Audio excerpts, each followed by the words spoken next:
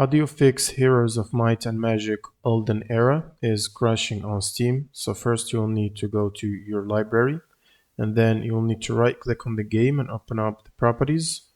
Now the general tab, you'll need to add -dx11 to the launch options, and then go to installed files and verify the game files. Now once this is completed, you can close Steam, and then you'll need to open up your browser and install the redistributables. This link is going to be in the description. You'll need to scroll down to this table here and download the 86 installer and the 64 and install both of them. And this will require a computer restart when it's completed.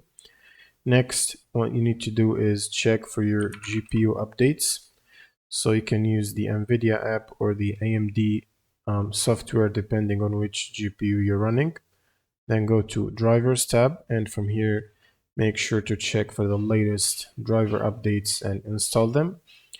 Now all you need to do is start Steam as admin, right click on Steam and run as admin, and then just launch the game from your library, and this should fix the crash problem. Thanks for watching and subscribe.